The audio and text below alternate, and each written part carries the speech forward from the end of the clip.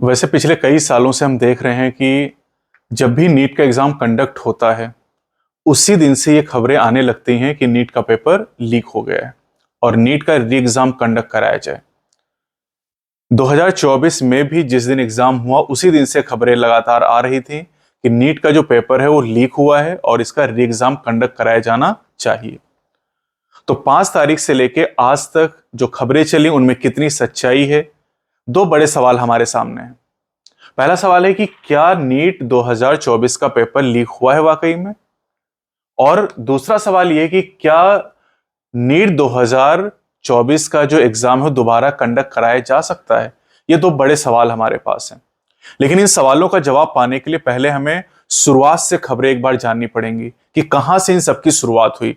तो सबसे पहले हम लोग यहां पर बात करते हैं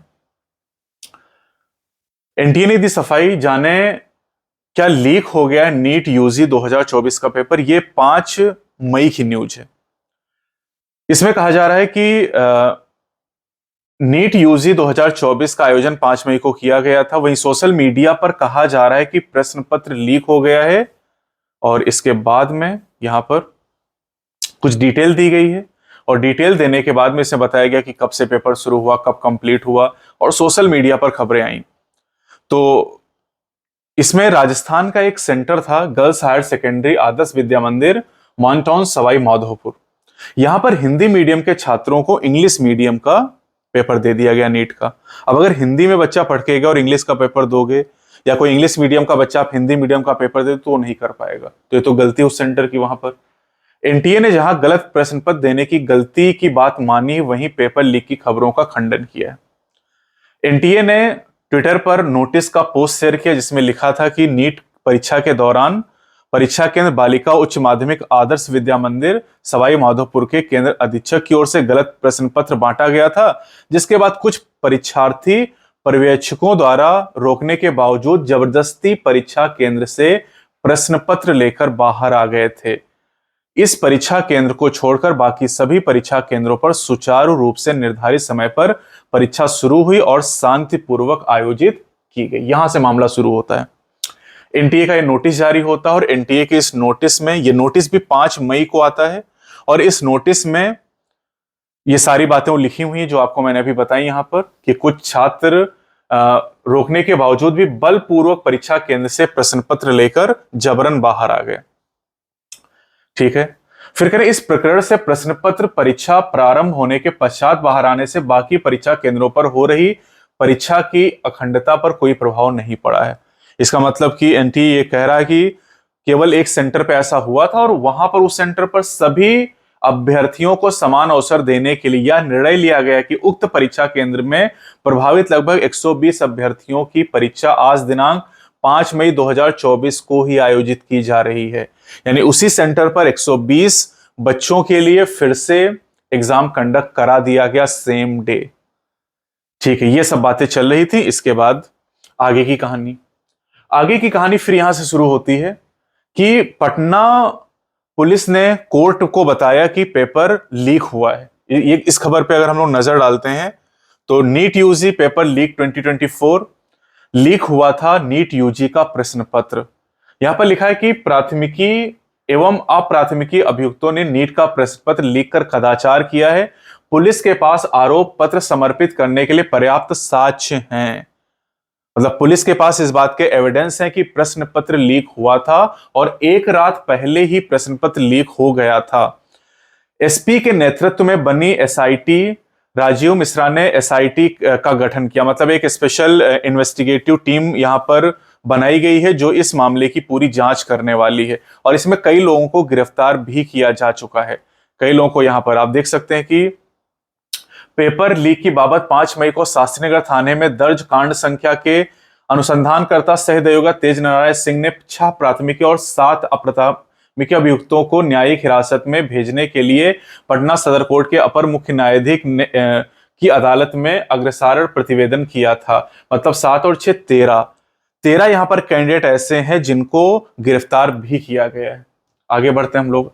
अब ये सबसे लेटेस्ट न्यूज है। यहां पर दैनिक जागरण की न्यूज है यहां पर और इस न्यूज में यह कहा गया है कि 60 करोड़ में यूपी से खरीदा गया था प्रश्न पत्र। अभ्यर्थी को लेकर सामने आई चौंकाने वाली बात।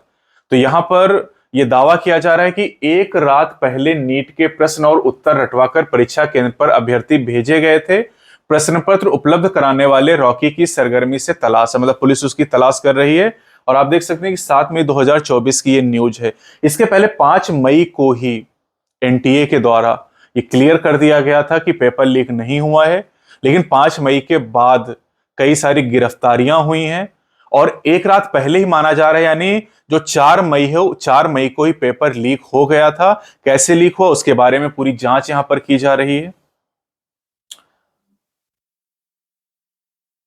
नीट प्रश्न पत्र लीक मामले में अभ्यर्थी की मां व दानापुर नगर परिषद के कनीय अभियंता समेत 13 गिरफ्तार हैं। मतलब इस मामले में 13 गिरफ्तारियां हो चुकी हैं।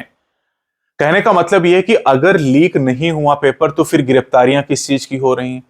अगर गिरफ्तारी हो रही तो कहीं ना कुछ गड़बड़ी तो जरूर है। उस गड़बड़ी का पता लगाना चाहिए और उसके लिए जो जांच कमेटी है उसकी जांच चल रही है और आगे इस मामले में क्या क्या चीजें पता चलेंगी वो मैं आने वाले समय में आपको बताऊंगा। फिलहाल एनटीए क्या मानता है वो बहुत इंपॉर्टेंट है। अब इस मामले में जो कोर्ट है, कोर्ट के आदेश पे बहुत सारी चीजें निर्भर करेंगी कि कोर्ट क्या ऑर्डर करता है, क्योंकि एनटीए ने तो यह मान लिया है कि नीट का पेपर लीक नहीं हुआ है। लेकिन ये 5 तारीख की बात है। 5 तारीख के बाद 6 तारीख, 7 तारीख और 8 तारीख को जो जांचें हुई उनसे लगातार ये सामने आ रहा, कई सारी गिरफ्तारियां हो गई और उनसे पता चला कि कुछ ना कुछ गड़बड़ तो हुआ है। क्या गड़बड़ी हुई है, किन सेंटर पे गड़बड़ी हुई है और क्या इससे पूरे देश भर में जो नीट का एग्जाम कंडक्ट कराया गया है, क्या वो सही मायने में हर एक बच्चे को एक जैसे अवसर प्रदान करता है या नहीं करता है। क्या इसकी वजह से बहुत सारे गलत कैंडिडेट गलत तरीके से पैसा खर्च करके मेडिकल कॉलेज में डॉक्टर बन जाएंगे, ये बहुत बड़ा सवाल यहां पर है। तो एनटीए को इस मामले की पूरी निष्पक्षता के साथ जांच करनी चाहिए और जरूरत पड़ने पर एग्जाम को रिकंडक्ट कराना भी चाहिए। अगर एक भी बच्चा गलत तरीके से कॉलेज में पहुंचने की कोशिश कर रहा है, और यहां तो 13 लोग गिरफ्तार हो चुके हैं। और ये देखिए यहां पर लिखा है कि नीट परीक्षा में गड़बड़ी की आशंका में डीएवी स्कूल बोर्ड कॉलोनी से गिरफ्तार अभ्यर्थी आयुष राज ने चौंकाने वाला राजफास किया है। इससे प्रश्न पत्र लीक की पुष्टि हो गई और तार झारखंड से जुड़ गए हैं, यानी पटना, झारखंड, यूपी, कई जगह पर ऐसे मामले सामने आ रहे हैं। बहुत सारे ऐसे मामले भी होंगे जो हो सकता है कि सामने ही ना आए।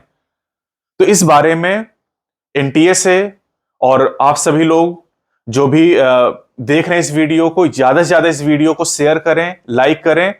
तो मैं एनटीए से यह कहना चाहूंगा कि इस पूरे मामले की सही तरीके से जांच हो और अगर कहीं भी पेपर लीक हुआ है तो एग्जाम को फिर से रिकंडक्ट कराया जाए। साथ ही साथ आप जो बच्चे तैयारी कर रहे हैं, जो नीट 2025 के लिए प्रिपेयर कर रहे हैं, वो अपनी प्रिपरेशन करते रहें। जिन्होंने नीट 2024 का एग्जाम दिया है, अपने रिजल्ट का वेट कर रहे हैं, ज्यादा परेशान ना हो। जल्दी इस बारे में कोई ना कोई खबर जरूर आएगी। तो जब भी कोई अपडेट आएगा मैं आपको जरूर बताऊंगा। अभी बहुत ज्यादा सर्च करने की, डिस्कस करने की, आपस में कोई डिस्कशन करने की जरूरत नहीं है कि आप 2 रूममेट रहते हैं आपस में डिस्कस करें कि लीक हुआ नहीं हुआ, पेपर होगा नहीं होगा। इन सब चीजों में माथापच्ची करने से अच्छा है कि आप कम से कम बायो के एनसीईआरटी खोल लें और 2 अक्षर पढ़ें, वो ज्यादा बेनिफिशियल होगा। इसलिए 5 तारीख के बाद 5, 6, 7, 8 तारीख को मैं वीडियो बना रहा हूं। जब बहुत सारे बच्चों के कमेंट मैसेजेस आने शुरू हुए कि सर इस पे क्लेरिफाई कर दीजिए कि क्या है ये, क्योंकि अलग अलग जगह से अलग अलग तरह की न्यूज आ रही हैं। कई जगह तो यूट्यूब पे ऐसे भी थंबनेल लगा दिए हैं कि री एग्जाम होगा। तो इन बातों में कोई सच्चाई नहीं है। क्या सच है आने वाले समय में पता चल जाएगा। अगर चैनल पे नए तो चैनल को सब्सक्राइब जरूर करें। अगली वीडियो में कुछ अपडेट के साथ हम मिलेंगे। Best of luck.